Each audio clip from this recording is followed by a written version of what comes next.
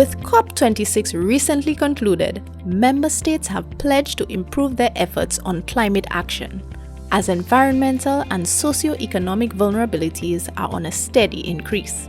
St. Lucia was no exception to the global contribution, with the Prime Minister Honorable Philippe J. Pierre declaring his commitment to putting systems and processes in place to not only protect our natural environment, but also our economy, livelihoods, and our social well-being.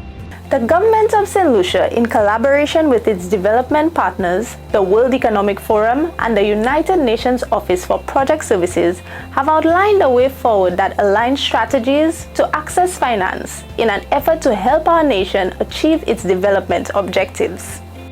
These came in the form of 2 reports that contain actionable solutions aimed at positioning St. Lucia to attract greater sources of capital for development by addressing the major barriers to private investment, the Country Financing Roadmap, and the National Infrastructure Financing Strategy.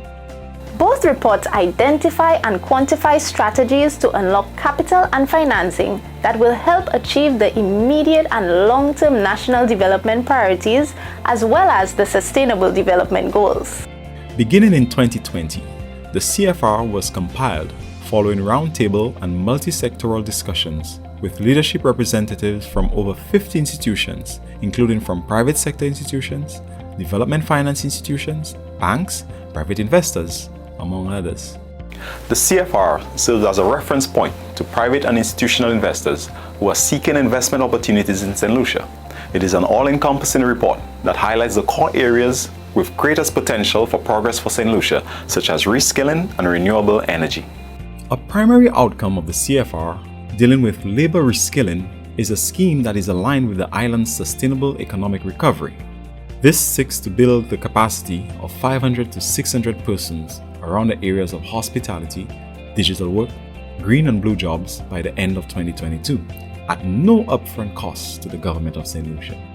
The CFR was able to tailor this scheme by bringing together privately managed global reskilling programs totaling $12 million. Such a scheme is a proactive step led by the government of St. Lucia and is cognizant of the fact that the pandemic has shifted many industries, warranting the need for a more nimble and adaptable labor force. On the topic of renewable energy, the CFR highlights pipeline initiatives that were already identified in St. Lucia's National Energy Transition Strategy. A total of $80 million has been targeted by the Caribbean Climate Smart Fund Initiative by setting up 2 related but separately managed components, a project preparation fund and a blended finance regional investment fund. These initiatives aim at achieving scale, impact and sustainability as St. Lucia continues to transition to greater energy security. Another key feature of the CFR is the ease of replicability. The action plans on reskilling have the potential to be scaled within St. Lucia and replicated across the Caribbean region and other small island developing states, eventually reaching a much higher number of people. Through its detailed methodology, the CFR also encourages regional cooperation and includes proactive measures to solidify our commitment to achieving the Sustainable Development Goals, SDGs, including financing the SDGs as a long-standing priority.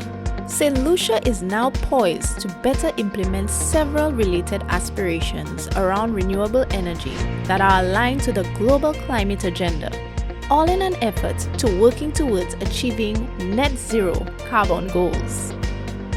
Another related report around innovative ways to attract financing that was developed for the government of St. Lucia by UNOPS is the National Infrastructure Financing Strategy, the NIFS. At the heart of this strategy is an associated multi-user toolkit called the SIFT, the Sustainable Infrastructure Financing Tool. Building upon St. Lucia's National Infrastructure Assessment that was launched in 2020, the National Infrastructure Financing Strategy establishes a state-of-the-art approach to financing infrastructure in alignment with national priorities and global agenda such as the Addis Ababa Action Agenda, Sustainable Development Goals, and the Paris Agreement. As a small island developing state with limited natural resources, Highly dependent on other nations for capital and raw materials for infrastructure development, St. Lucia sees escalating demands for available financial resources around resilience and sustainable infrastructure provision. The NIFS highlights potential opportunities for finance in the form of loans, grants, equity investment, and guarantees, for example. That kind of analysis emanated from the innovative SIFT that is capable of sifting through a repository of approximately 60 funders based on a historical database dating back to 1979 for traditional infrastructure sectors such as energy and transport, as well as newly emerging sectors like green infrastructure and nature-based solutions. Both the report and the tool shed light on strengths across various ministries in addressing financing criteria. This in turn provides an opportunity for the government to optimize its existing capacity in project preparation and effective proposal development for initiatives in the pipeline. Capacity building in the use of the interactive SIFT was provided to the government officials across 14 ministries and departments to guide project preparation and fund engagement, as well as to help establish a clear path to financing sustainable and resilient infrastructure in St. Lucia. The NIFS and SIFT provide a strong foundation for an evidence-based approach to infrastructure financing and further establishes St. Lucia as a trailblazer in adapting innovative approaches to overcome challenges to sustainable, resilient, and inclusive development. The quest towards economic recovery for St. Lucia is beginning to take shape through coordinated solutions with its development partners from across the globe.